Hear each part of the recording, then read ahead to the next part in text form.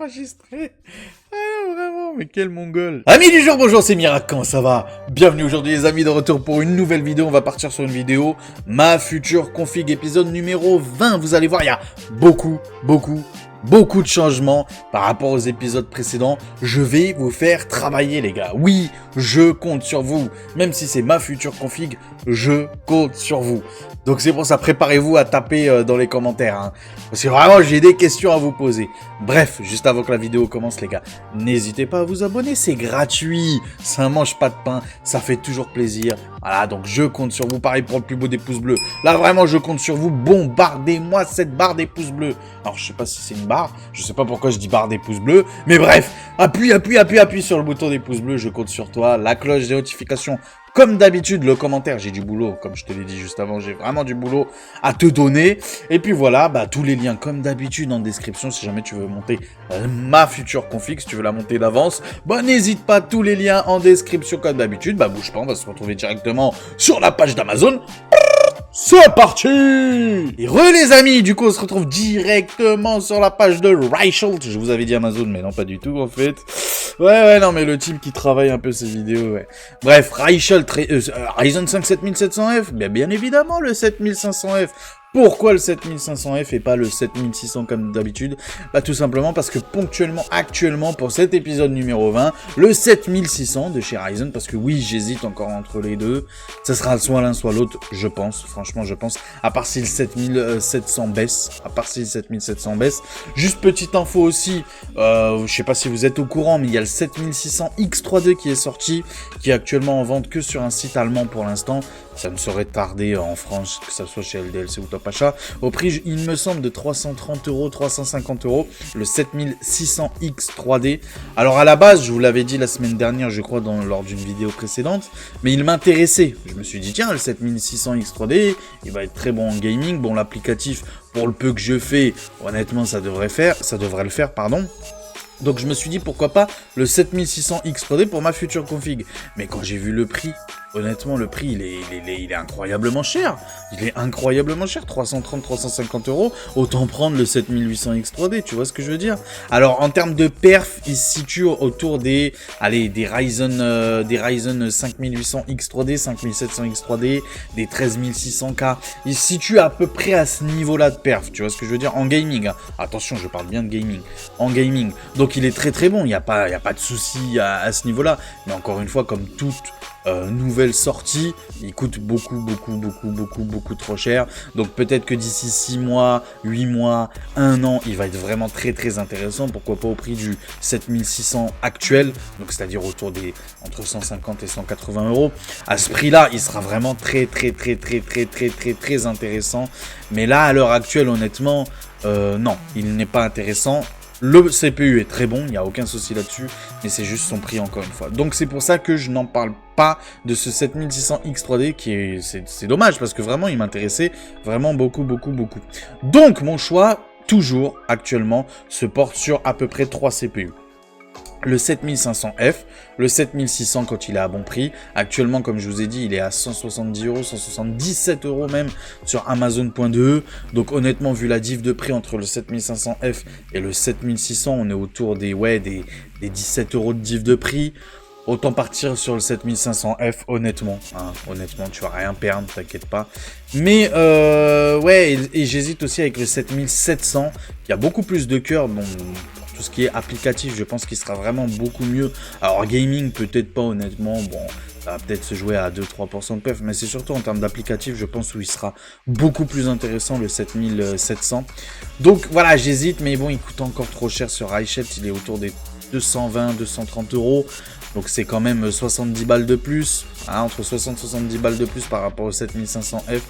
Donc pour l'instant, mon choix se porte sur le 7500F, mais d'ici Noël, parce qu'il ne faut pas l'oublier, cette config, je vais l'acheter. Enfin, moi quand je dis Noël, c'est plus Black Friday, tu l'auras compris.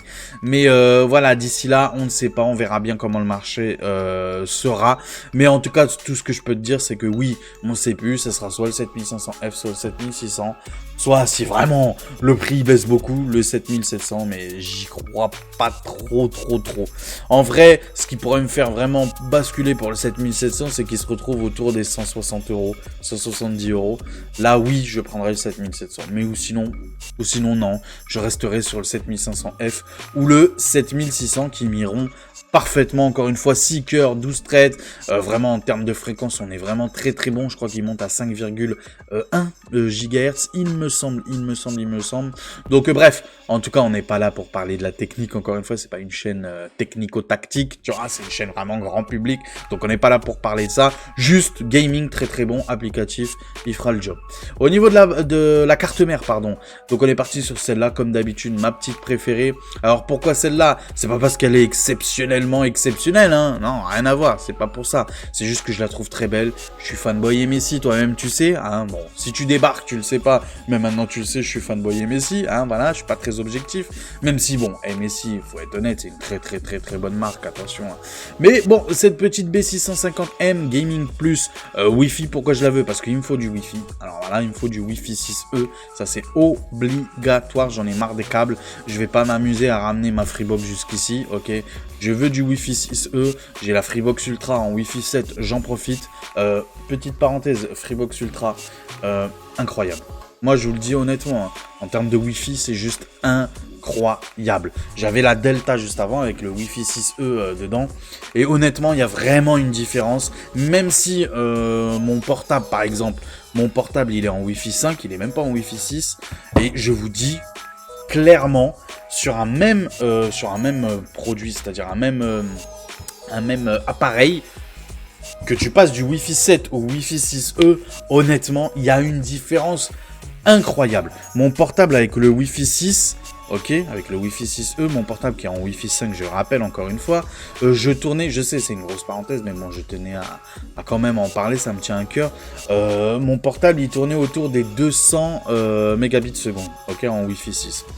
Maintenant, grâce au Wi-Fi 7, grâce à la Freebox Ultra, alors que c'est du Wi-Fi 5 mon portable, encore une fois, hein, eh ben, il monte à 400 mégabits, il a doublé. C'est juste une dinguerie. Et c'est pareil pour mon ordi, c'est pareil pour tout un tas de choses à la maison. Donc oui, même si vos appareils ils ne sont pas encore en Wi-Fi 7, ça vous change les perfs de vos Wi-Fi que vous avez à la maison. Donc oui, franchement, big up à Free qui a vraiment fait du bon travail avec cette petite Ultra. Certes, c'est cher, mais certes, tu as de la qualité et aussi tu as tous les services à côté, bien évidemment. Je rappelle Canal+, Universal, Prime Video, Netflix. Bref, je suis pas sponsor Free, mais quand Free fait du bon travail, je tiens à le dire. Même si c'est vrai, ça coûte cher, mais c'est pas de l'argent volé. Tu vois ce que je veux dire? T'en as pour ton argent. Voilà, c'est ça que je voulais vous dire. Donc bon, bref, en tout cas, voilà, c'est pour ça que je veux du Wi-Fi. Donc le Wi-Fi 6E, et en plus, cette carte mère-là, elle est juste magnifique. Elle est juste incroyable. Je l'adore, cette carte mère-là. En plus, pas trop cher. En vrai, 148,96 €, ça reste intéressant. Certes, son petit défaut pour certains, pas pour moi, pour certains, c'est le fait que ça soit en micro ATX. Donc bon, il vous faut un boîtier compatible en micro ATX. Mais moi, personnellement, ça me pose aucun problème, puisque justement, mon boîtier, j'ai fait mon choix aussi là-dessus, hein, comme les semaines précédentes, comme toutes les semaines que je vous dis actuellement. Le MSI Mag Pano M100R PZ, donc en micro ATX, exceptionnel boîtier, je l'adore, il est magnifique, je le veux en blanc, spécialement en blanc. Pourquoi? Parce que je trouve que ça ressort beaucoup plus tout ce qui est, tu vois, les petits détails, genre les petits traits comme ça, les petites griffes qu'on voit là juste en bas du boîtier. On voit le dragon aussi, on le voit beaucoup plus quand le boîtier est en blanc par rapport au noir. Alors je sais pas si je peux vous, voilà, je vous montre en noir. Bon, faites pas attention au prix, là les prix sont pas bons, ok, qu'on soit bien d'accord, les prix sont pas bons. Habituellement il est autour des 95 €, 90 € ce MSI Mag Pano en micro ATX. Donc voilà, en noir ça ressort un peu moins bien. Alors c'est vrai que le adressable RGB ressort mieux en noir, mais tout le reste, ces petits détails là, moi je suis fan des petits détails comme ça ressort beaucoup moins, donc c'est pour ça que je le veux en blanc. Même si mon boîtier actuellement est en blanc et que je voulais changer pour un noir, et bah apparemment voilà, c'est comme ça, je vais repartir sur du blanc, c'est pas bien grave, moi ça me pose aucun problème. Moi j'adore ce petit, tu vois, le souci du détail avec ce petit dragon en bas, ces petites griffes là, et bref, cette espèce de vitre panoramique où tu vois vraiment tout ton boîtier, je trouve ça hyper beau. Les 4 ventilateurs sont fournis, il y a de la place pour tout mettre dedans, malgré que ça soit un micro ATX, encore une fois. Donc non, franchement, dinguerie ce boîtier. Là, on peut voir avec tous les composants à l'intérieur. Non, franchement, c'est super beau. C'est vraiment super beau. Pour quelqu'un qui veut se monter une full MSI en config, que ce soit le boîtier, le water cooling, la carte graphique et tout, honnêtement, il y a vraiment un truc à faire, vraiment très intéressant. Donc voilà pourquoi je suis parti sur ce boîtier là, même si encore une fois, mon objectif c'est pas de faire la config full MSI, tu l'auras bien compris. C'est juste que bon, bah voilà, là, écoute, qu'est-ce que tu veux que je te dise? Il me fallait cette carte mère là, ma préférée. Il me fallait un boîtier micro ATX, bah ça tombe bien, MSI fait le job. Donc voilà, quoi te dire de plus, 94,99 €. Je vous parle pas trop des prix, on fera un bilan total. Ça sert à rien que je rentre dans le détail exactement des prix pour chaque produit. Bien évidemment, j'ai choisi à chaque fois le prix le moins cher entre Amazon, Amazon.fr, Amazon.de. Toi-même, tu sais comment ça marche sur la chaîne. On continue, donc voilà, bon, vu que je suis parti sur ce boîtier-là, il me fallait 3 ventilateurs sur le top, puisque je vais prendre un ventirad cette fois-ci. Je ne prendrai pas de water cooling. J'ai choisi, parce que j'ai déjà un water cooling. Je me suis dit, allez, pourquoi pas basculer sur du ventirad. Je sais que, dédicace à toi d'ailleurs, mon petit frère Samir, lui a un boîtier avec un 7800 X3D et il tourne là-dessus, je crois, sur un ventirad Cooler Master, ou je sais plus quel ventirad il a. Bref, c'est pas le sujet. Et il me dit, c'est juste une dinguerie. Donc voilà, même si les water cooling c'est très bien, honnêtement, les ventirad font largement le café. Et donc lui, il a un 7800 X3D. Moi, j'aurais un 7500F ou 7600. Honnêtement, autant prendre un ventirad comme lui. Donc voilà pourquoi je suis parti sur un petit pack de 3 ventilateurs. Voilà, bon bah là c'est Thermalright, j'ai cherché le moins cher mais qui est de très bonne facture, très bonne qualité, 15,79 € sur Amazon.fr. Donc un pack de 3 en blanc en plus, donc ça ira parfaitement pour ce boîtier là que je mettrai sur le top du coup, ces 3 ventilateurs là. Et au niveau du ventirad du coup, je suis parti, bah toi-même tu sais, sur mon petit préféré. Alors là 43 €, encore une fois, ne vous embêtez pas avec le prix, c'est pas son vrai prix, encore une fois, c'est pas vendu par Amazon et tout. Quand il sera vendu par Amazon, comme d'habitude, il sera autour des 28 €. Je crois que c'est entre 28 et 35 de moyenne, si ma mémoire est bonne. Donc le Arctic Freezer 36 adressable RGB. Donc très bon. Ventirad encore une fois. Ce que j'adore sur ce ventirad là, bah, c'est la connectique déjà. Comme tu peux le voir là, c'est simple en fait. Il n'y a pas l'espèce de tige métallique. Tu as juste à emboîtier, à clipser le truc directement, le ventilateur directement sur le ventirad. Donc c'est juste incroyable. En plus, on en a deux. On en a un à l'avant, tu vois, qui aspire l'air et un autre qui extrait l'air du ventirad. Donc franchement, c'est juste dinguerie. Donc là, en termes d'airflow, on sera vraiment très bon. Et juste derrière, en plus, on aura ce petit ventilateur là en extraction pardon, qui va extraire l'air du boîtier tout simplement. Donc non, franchement, c'est un excellent combo. En termes d'airflow, on sera vraiment très bien. C'est pas trop cher. C'est de très bonne facture. C'est de très bonne qualité. En plus, Arctic, toi-même, tu sais, franchement, c'est une dinguerie, leur marque. Ils font souvent des super produits. Donc voilà, que dire. Franchement, on sera très bien. Notre petit 7500F, franchement, il sera bien refroidi. On continue avec le SSD. Bon, le SSD, comme je vous dis, c'est un peu comme les barrettes de RAM, c'est en fonction du marché, des prix du moment.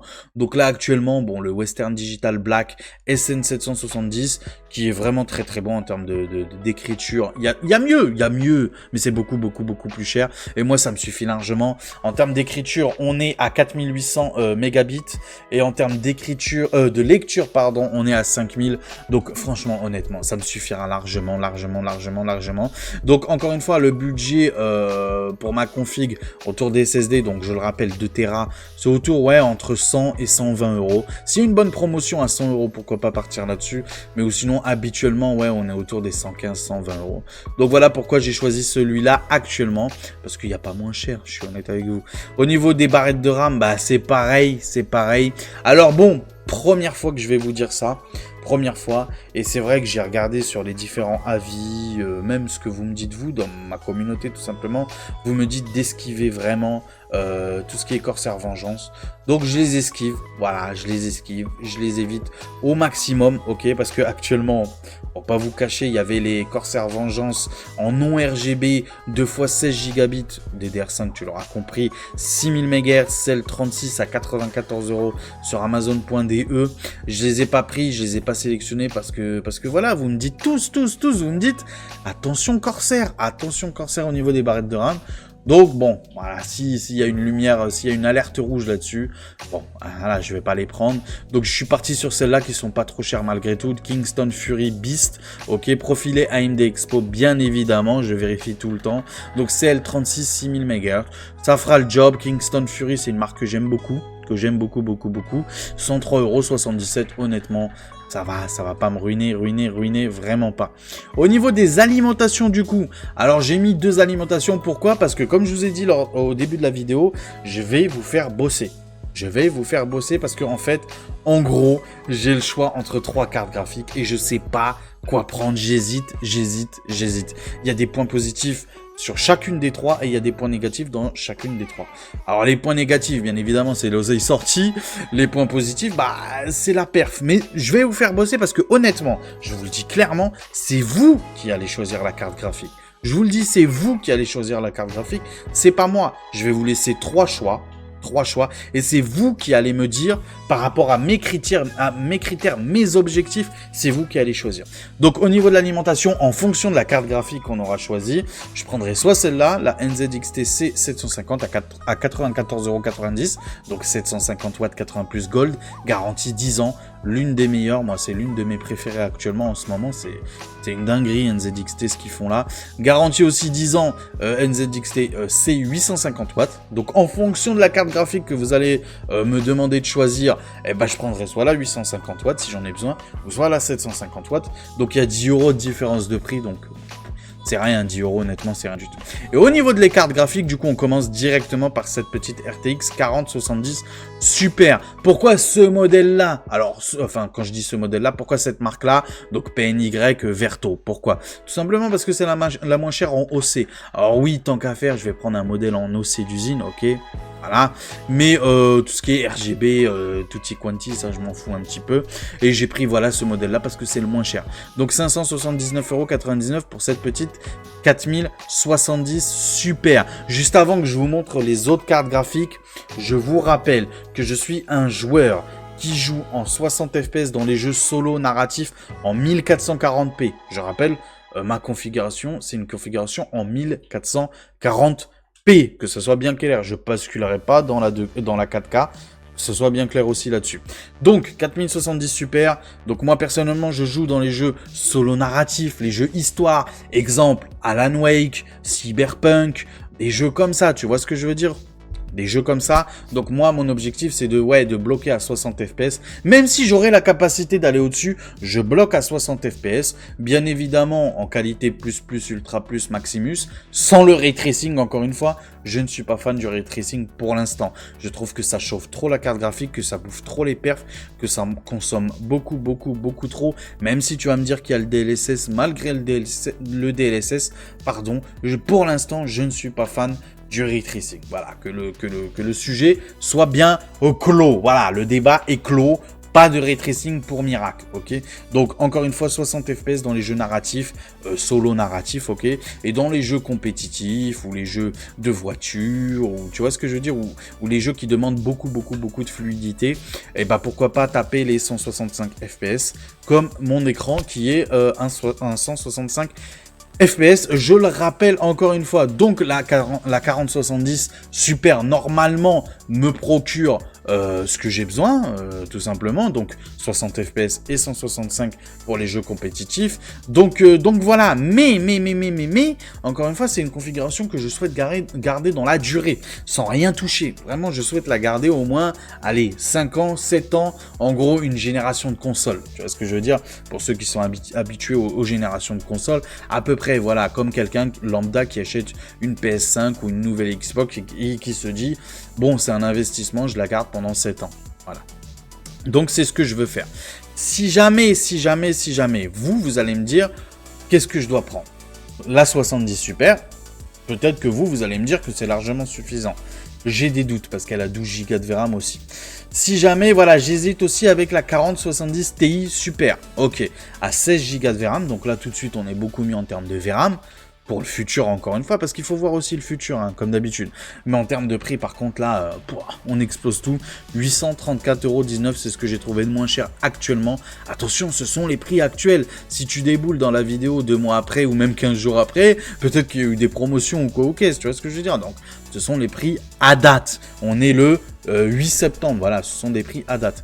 Donc, 834 € pour cette 70 Ti Super, donc encore une fois, je compte sur toi pour me dire est-ce que ça vaut le coup ou pas de rajouter beaucoup plus d'argent, ou sinon, alors là, carrément, là, c'est magnifique. Là, vraiment, je suis sûr, avec cette carte graphique-là, de la garder 7 ans, ça c'est clair et net. La 4080 Super. Vous allez me dire, encore une fois, je vous fais travailler, c'est quoi qui vaut plus le coup? Avec mon profil de joueur, encore une fois, ne comparez pas par rapport à vous. Comparé par rapport à moi, ce que je souhaite dans le gaming, encore une fois. Je vais vous montrer juste après, là, bougez pas, je vais vous montrer juste après une vidéo comparative bench sur YouTube dans différents jeux en 1440p, ces trois cartes graphiques-là, donc la 70 Super, la 70 Ti Super et la 4080 Super. On va voir ça en jeu directement sur une vidéo bench, bouge pas, à tout de suite. Et du coup, on se retrouve directement sur cette petite vidéo bench. Alors, comme d'habitude, bien évidemment, on mettra le pouce bleu, vous inquiétez pas. Juste avant que la vidéo se lance, là, par rapport à cette vidéo bench, je voulais vous dire un petit peu les tarifs, ok? Donc, si on partait sur la base, c'est-à-dire, c'est quoi la base? C'est en gros tous les composants, sauf la CG. Si on part sur cette base-là, on tourne autour des 759 à 770, 780 en fonction de l'alimentation que j'ai choisie et tout. Ok, qu'on soit bien d'accord là-dessus. Donc si jamais on part sur cette base-là, on va dire 760 €, ok, et qu'on prend la 4070 Super, on tournerait autour des 1339 €. Bref, en dessous des 1350 €. C'est parfait, j'ai un budget de 1500 €. Bien évidemment, maintenant que j'ai débloqué les 1000 abonnés, moi c'est la chaîne de l'honnêteté, vous le savez très bien, je reçois maintenant des thunes de YouTube. Donc, en fonction des tubes, des chiffres que je fais et tout, comme je vous ai dit, hein, tout l'oseille que vous me donnez indirectement ou directement, c'est pour les vidéos, pour la chaîne tout simplement. C'est un investissement sur la chaîne. Donc, si jamais, bah voilà, je gagne un petit peu d'argent, je sais pas, 50 € par mois ou 40 € par mois, je ne sais pas, je vous dis un chiffre comme ça au pif, je ne sais pas du tout, bah bien évidemment, je le rajouterai au budget de ma future config. Donc, c'est pour ça que les 1500 € de budget peuvent évoluer en fonction, bah tout simplement de ma chaîne, quoi, tout simplement. Donc, 1350 € avec la 70 Super, comme quoi vraiment je suis transparent avec vous, vous le savez très bien, c'est la chaîne de l'honnêteté, moi j'ai rien à cacher, je suis un type comme vous, je suis un sans-dent, comme dirait Hollande, tu vois, ce fils de l'âge de Hollande, je suis un sans-dent, ok, je suis quelqu'un du peuple, voilà, donc je cache rien, le peu que j'ai, je vous le montre, il n'y a aucun souci là-dessus. C'est que ça soit bien clair. Donc 1350 €. Voilà, donc je suis dans mon budget des 1500 €. Donc c'est parfait avec la 70 Super. Si jamais je choisis la 70 Ti Super, donc on serait à 1593 €. Bref, en dessous des 1600 €. Ok, donc là vraiment, on dépasse de 100 € le budget. On pourrait se le permettre, en vrai de vrai, on pourrait se le permettre. Et si jamais je prends la 80 Super, voilà, je serai autour des 1800 €. Donc là, c'est 300 € de plus du budget, ok. Mais est-ce que ça vaut le coup? C'est le principal en fait. C'est pas tellement, si je mets l'argent en plus et que ça vaut pas tellement le coup, bof, tu vois. Mais si ça vaut le coup, ça peut être intéressant, C'est pour ça que je compte sur vous encore une fois dans les commentaires pour me conseiller qu'est-ce que je dois prendre. Donc au niveau de la vidéo bench, là on est sur Robocop, toujours en 1440p, je vous le dis, que ce soit bien clair, c'est en 1440p. Donc il nous montre les trois cartes graphiques, ok. Il nous montre les FPS moyens. Donc par exemple là typiquement sur Robocop, on est à tiens, et il précise aussi, je sais pas si vous le voyez en haut, sans ray tracing en ultra, ok, et en natif. Ok, que ce soit bien clair, donc sans DLSS, sans rien. Donc en gros, en rasterisation, voilà. Donc on est à 92 FPS de moyenne sur une 4070 Super. On est à 105 FPS, t'as vu le rototo, tu l'as entendu ou pas? On est à 105 FPS de moyenne avec la Ti Super, ok. Et on est à 155 FPS de moyenne avec la 80 Super. On est à moins 41%. entre la base, la 40-80 Super et la 40-70 Super. C'est juste énorme. C'est juste énorme. Mais sur ce jeu-là, typiquement, moi personnellement, je bloque à 60 FPS. Moi personnellement, je bloque à 60 FPS. C'est un jeu solo narratif. Donc si vous avez bien compris mon profil de joueur, honnêtement, la 70 Super me suffira largement. Mais il faut voir aussi sur le très long terme. Donc les jeux solo narratifs d'ici 5 ans, 6 ans, 7 ans, est-ce que je pourrais bloquer à 60... Ah oui, j'ai oublié aussi de mettre le petit pouce bleu. Voilà, on n'oublie pas le petit pouce bleu. Il a bossé le type, il a bossé, donc c'est la récompense pour lui, c'est de l'oseille pour lui, c'est normal, tout travail mérite salaire. Bref, là on est sur quel jeu là? J'ai même pas fait gaffe, on est sur Avatar. Là on est en moyenne à 89 FPS. C'est exceptionnel Avatar, 89 FPS avec la 70 Super. Incroyable. On est qu'à moins 25% par rapport à la 40-80 qui fait 119 FPS de moyenne et on est à 12% de moins par rapport à la 40-80 entre la 70 Ti Super et la 40-80, donc 105 FPS de moyenne. De toute façon, vous voyez tous les chiffres, bien évidemment. Comment je peux faire pour que vous le voyez mieux? Non, mais c'est bon, vous voyez tout, hein. Hop, je me décale, je sais pas. Bref, de toute façon, je vous le dis, vous inquiétez pas oralement. Mais ce que je peux vous dire, oui, bah, c'est qu'il y a quand même une différence. Là, on est sur Alan Wake 2, on est à moins 29%, entre la 70 Super et la 80 Super, ok, et moins 14% entre la 70 Ti Super et la 80 Super, ok. Donc sur Alan Wake 2, actuellement, avec ma 70 Super, je pourrais le faire tourner à 60 FPS tranquillement. Ok, qu'on soit bien d'accord, vu qu'on est à 62 FPS de moyenne. Donc franchement, c'est intéressant. Et ce qui nous a mis des jeux compétitifs, parce que, bon, Assassin's Creed Mirage, j'aime beaucoup les Assassin's Creed. Je l'ai pas encore fait, le Mirage, mais je pense que je vais me le faire. Le Valhalla, j'avais commencé, je l'ai d'ailleurs, j'avais commencé à le faire, mais beaucoup trop long. Je sais pas pourquoi je vous parle d'Assassin's Creed d'un coup. Mais bref, en tout cas, en termes de FPS, on est très bon. On est très bon. C'est bizarre, hein, c'est bizarre. Mais lors du... Ça, c'est un bench directement intégré à Assassin's Creed. On est kiff bourrico. C'est très bizarre. C'est très bizarre. Ça doit être un bug, parce que... Ou alors, ça doit être des FPS bloqués. Mais c'est très curieux. C'est bizarre. La 80 Super et la 70 Super font pareil. Font kiff. Très bizarre. Vraiment très choqué. Bon, sinon, on est sur Starfield, du coup, on est à moins 28% encore une fois avec la 70 Super, moins 22% avec la 70 Ti Super, toujours avec la même base qui est la 80 Super. Donc voilà, moi j'aimerais bien vous montrer Warzone parce que c'est un jeu que je joue pas mal. Est-ce qu'il a Warzone? Est-ce qu'il a mis Warzone? Non, il a pas mis Warzone. Il a mis Cyberpunk.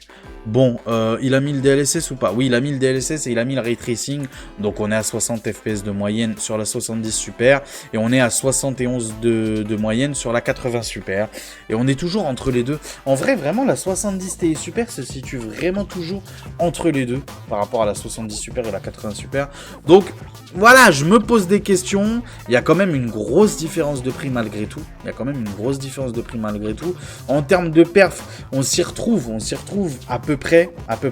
Je dirais qu'en moyenne, là, de ce que j'ai vu sur cette vidéo-là, on est toujours autour des 20%, enfin, plutôt autour des 25% de moyenne de diff entre la 70 Super et la 80 Super. Mais en termes de prix, on n'y est pas. On n'y est vraiment pas. On n'est pas à 25% de plus en prix. On est beaucoup plus que ça. Je pense qu'on se situe autour des 50% de prix. Là, je vous parle entre la 80 Super, tu l'auras compris, et la 70 Super. Donc, je ne sais pas quoi faire. Encore une fois, je compte sur vous. Bref, on va clôturer la vidéo ensemble comme d'habitude en pleine cam, de face à face, voilà. Donc, bouge pas, on se retrouve tout de suite. Let's go. Et les petits potes, du coup, qu'est-ce que vous avez pensé de cette petite vidéo config, ma future config? Donc encore une fois, c'est notre future config. Donc je compte sur vous à répondre à cette question-là, les amis. Est-ce que ça vaut le coup d'investir? C'est ça la vraie question. C'est pas me dire c'est trop cher. Me dire est-ce que oui ou non ça vaut le coup d'investir ou pas? Si ça vaut pas le coup d'investir, si vous me dites par exemple, une question simple, si par exemple vous me dites que la 4080 Super par exemple, eh ben d'ici 5 ans, déjà elle sera fatiguée, eh ben du coup ça vaut pas le coup d'investir, typiquement, tu vois ce que je veux dire? Donc c'est pour ça que je compte sur vous. Si vous avez la réponse à cette question-là, ou si vous avez tout simplement un avis sur cette question-là, n'hésitez pas à me dire. Par exemple aussi, autre question sur la TI Super. Pourquoi je veux la TI Super par rapport à la 70 Super, qui est pour moi la base. La 70 Super, pour moi, c'est la base. Encore une fois, la 70 Super, normalement, c'est cette carte graphique-là que je devais choisir. Donc, pour moi, c'est ma base. Pourquoi je veux la TI Super ? Tout simplement parce qu'elle a 16 Go de VRAM. C'est pas tellement sur la puissance brute, les perfs brutes en jeu, parce que la 70 Super, en vrai, elle fait le taf aussi par rapport à la 70 Ti Super. Mais c'est surtout par rapport à sa VRAM. Donc pour tout ce qui est, pour tout ce qui est futur, quoi, tout simplement. Est-ce que ça vaut pas le coup de basculer plutôt sur la Ti Super à cause de ses 16 Go de VRAM par rapport à la 70 Super qui n'a que 12 Go de VRAM? Donc pareil, question simple, bête, ok. Est-ce que oui ou non, dans 5 ans, la 70 Super, à cause de sa VRAM, sera bridée ou pas? Ou vaut mieux la TI Super, qui d'ici 5 ans, ça va, fera le café, grâce à sa VRAM qu'elle a en plus. Tout simplement. Donc je compte sur toi. Oui, je te pointe du doigt, oui. Toi, je compte sur toi. Donc n'hésite pas dans les commentaires. Voilà, si cette vidéo vous a plu, encore une fois, n'hésitez pas à mettre votre plus beau. Des pouces bleus, c'est la récompense ultime. Je compte sur vous pour l'algorithme de YouTube. Toi-même, tu sais, hein, je t'invente pas des bobards, hein, t'es pas né de la dernière pluie. Tu sais comment ça marche YouTube.